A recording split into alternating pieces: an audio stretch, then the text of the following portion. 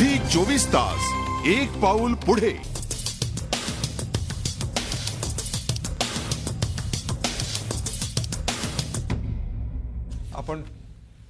आपण पाहतात एफडीआय वर शिक्कामोर्तब मला जायचं या सेगमेंटच्या सुरुवातीला बिंदू मानव जोशी यांच्याकडे। बिंदू मानवजी, आपण या क्षेत्रासमोरची आव्हानं पाहणार आहोत, पण कुठेतरी तुमच्या संपूर्ण निवेदनावरनं प्रेक्षकांचा असा समज होण्याची शक्यता आहे, म्हणून मी एक क्लॅरिफिकेशन विचारतोय।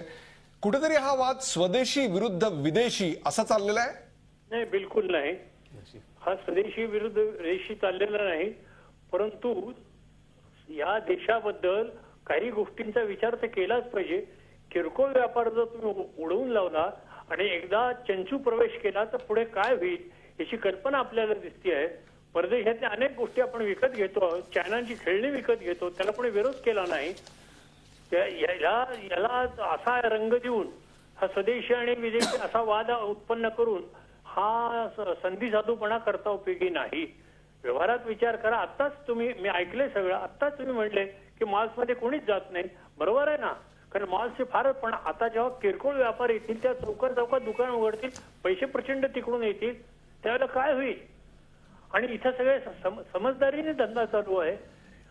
या देशात केवळ वस्तू संस्कृती नाही, there is no commodity culture, we have some more culture. आणि आता या परदेशातलं फक्त कमॉडिटी कल्चर आहे, खाओ पिओ मजा करो। बिंदू मानव जोशी, मला तुम्ही सांगा की कुठल्याही उत्पादन आणि विक्री सेवेसाठी आपल्याला एक प्रकारची व्हॅल्यू चेन, आपल्याला एक उत्पादनाची साखळी गरजेची असते।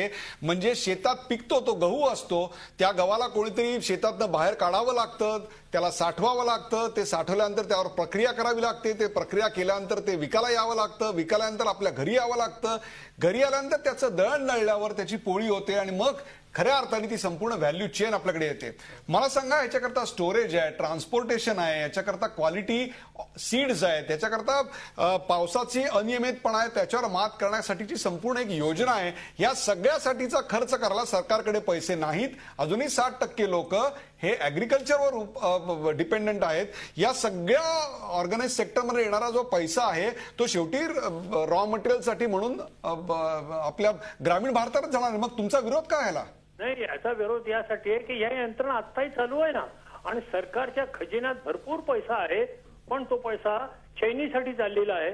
कालच मी बोललो, काल तुम्ही बॉम्ब फोडला, म्हणजे तुम्ही आता जे दर वाढवले आणि याचा सिलेंडरचा जो फोडला, कशा करता यायचं, काय करायचं तुम्हाला या देशाचं?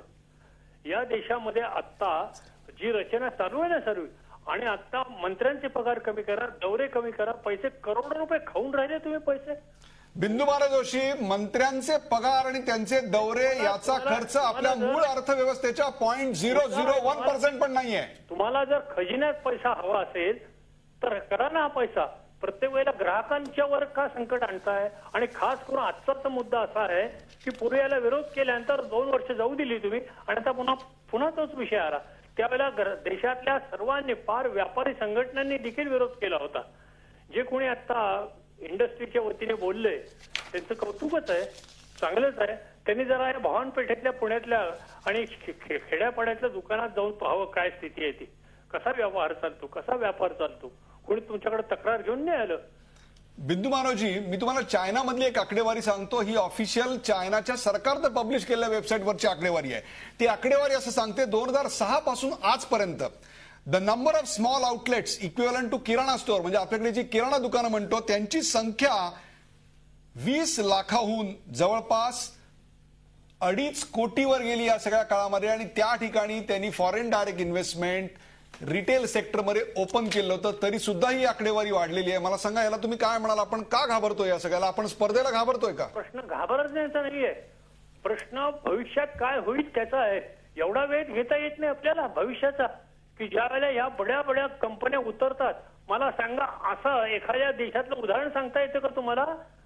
एखाद्या देशातलं उदाहरण द्या ना, की आमकं, मला माहित नाही, इजिप्तमध्ये असं झालं, फलाण्या देशात असं झालं, सांगता येईल का असं? या देशाला काय नावदं साठवली, आपल्या पायावर उभं आहे का नाही राहायचं? मग कशा करता स्वातंत्र्य मिळवलं?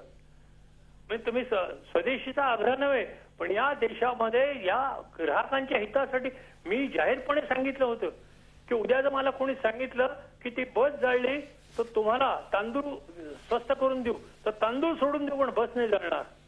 ही या देशातली निष्ठा तुम्ही हीच देशभक्ती आहे स्वराज्यातली. ही का विजवतो आपण कमॉडिटी कल्चरसाठी.